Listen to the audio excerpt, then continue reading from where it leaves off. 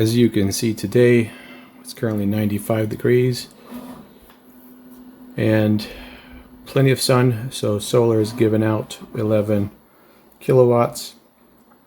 It's 4 p.m. by the way, and I'm sure it can give more if I had more usage or needed to charge the batteries, but the batteries were charged long ago.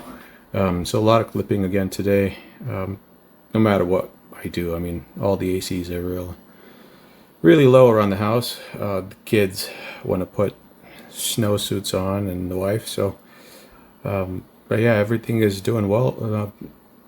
The 8th battery I added helps overnight, but I don't think I even use half of that for this 6,000 square foot house, and we keep the AC at 72 at night for sleep, sometimes 71 for the main sleeping areas, which is 2 ACs.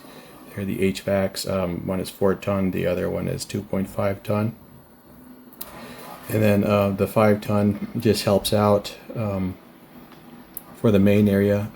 The other 2 mini splits that I have, they're Pioneers, not anything with eco mode or anything like that. They're keeping the garage and the equipment cool 24/7. I have it down to 72, and then the shop shed standard around 73. Sometimes I go down lower depending on what I do. But yeah, wife is a baker, and ovens are non-stop going, and there's at least 25 loads of laundry on a really broken, older, non-efficient regular dryer. So the actual sensor is broken, so she just times it, which is a lot of waste for kilowatts. So next thing I'll do is possibly get the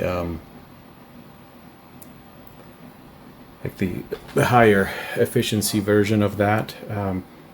But again, do I really need to when so much solar is wasted, and I'm not even done yet? This is 58 panels right now. I think we have 22 to go, and they're 450 bifacial, N-type half cell, and everything's on Tigos on a multi-angled roof. Most of that will go to the west side to help the west array. So in the afternoon we'll have a lot more coverage till the sun goes down, which is around 7 around here. But yeah, even now I wake up with, I think out of those 8 batteries, no matter what I do, again, it's still, I wake up around 62 degrees, 65 degrees max, but average around 62 percent. That's my bad. Sorry, I've been in the hospital already and did my rounds, so it's been a long day. Anyway, so things are working out okay. I'm just going to expand as we go. Soon enough, everything will be installed. I just don't have the time right now, but it's working. It's partially installed, and obviously it covers the whole property and then some. But yeah, I can't wait to get the other 22 panels for a total of 80. I think that's going to be around 35-36 kilowatts of PV on angled roofs, which is awesome for this. So like as soon as the sun comes up, it's 6, here we start producing a couple, 1,000 watts, and then I've seen it go, till 7:30, 7:45. We still get like around 150 or 200, which is almost 8 p.m. So good to be in Arizona, although the July and August heat, when that comes by, the temperatures don't even let go at night. I think there's multiple nights or weeks where you go outside and it's 9, 10 p.m., 11 p.m. It's still 100 degrees out there, 99. Yeah. So even though the sun's down, the earth's like bubbling from being burnt. So overall, I'm happy with the system so far, but the next thing will be also adding that 18 kPV that's on the floor right now. It's not being used, but again, do I really need it? I already bought it, so it's going up. I mean, I've used it before for multiple months, for testing.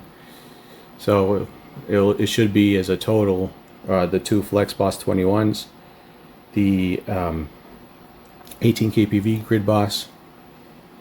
I'm thinking about doing the 10 EG4 batteries instead of the 8 that I have for those 2 summer months, because I don't want to tap into the grid. But again, it's just those 2 months, so money wise, when you think about it, I mean 9 would be overkill, even that, but it would be a good sweet spot. So, and 10, I like 10 as a good number. And then I got the Ankers for backup, which is about 30 kilowatt hours of those 3,800 plus units, and some F3000 units from Anker SOLIX, and their battery packs. So there's enough backup, and I can use that as generator. But if needed, I can use the grid as a generator, since it's not being used at all. Basically cut off from the grid now for a couple of weeks. I haven't looked back. But yeah, our bill is usually, if you just look at the usage, continuously for at least 4 or 5 months, you see it over like 1,000. So that's just the usage, not the extra fees and everything else. So I like my cars cooled. I like to have a usable garage, so when I walk out there, it's just like I'm in the house, not burnt by an Arizona garage.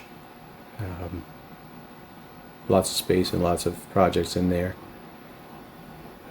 But yeah, things are going okay for now. I'll make a video at some point as soon as I get some more time, and then would like to show everything. But it's been a fun trip.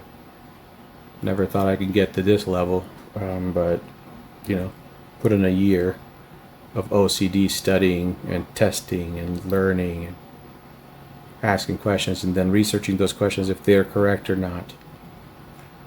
That's the real learning, and then you put it to use. You start off with Ankers. Now they're good backups for me, but obviously you can't run this big of a house with that. You would need I think they're called the new ones, the E10 or something like that, multiple of those to get some of the power to run this place, which is totally fine. I just conquered that first level, and I was like, why can't I do the DIY level too? But yeah, all I need is a challenge, I guess. All right, thanks everyone. Talk soon.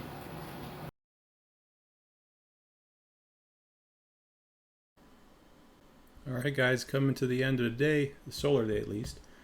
It's almost 7 p.m. right now, and this is what we're getting, 375 watts. So everything is maxed out as far as usability goes that we could.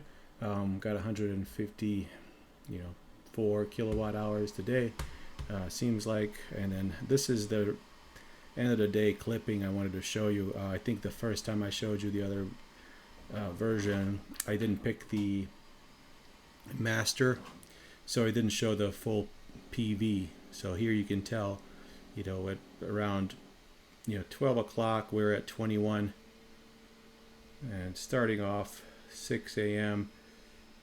I think that's where it started. Yeah, so you're getting 1,000, a little over 1,000 basically right there at 6 a.m.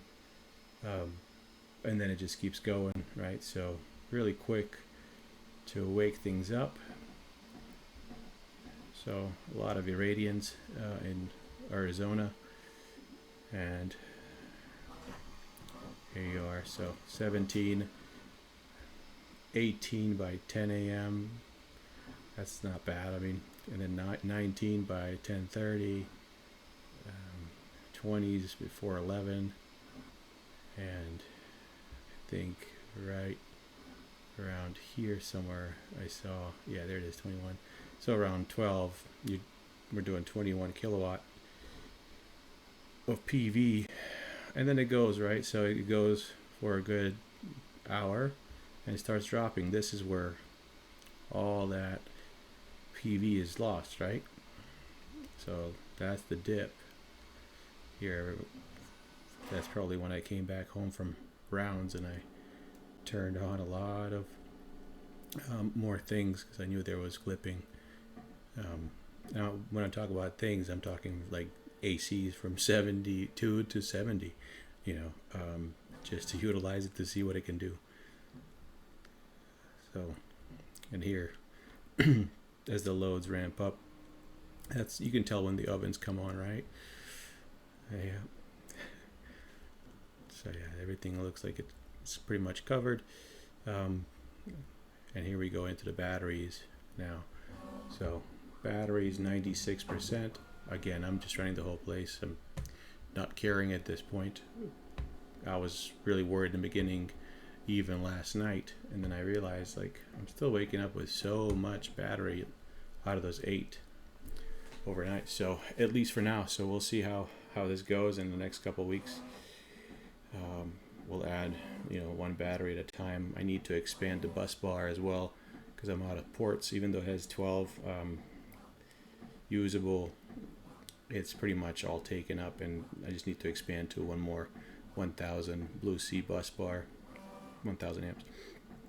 That would make things better for expandability and testing down the road if needed. But yeah, this is the end. 289 watts of PV at 7 o'clock.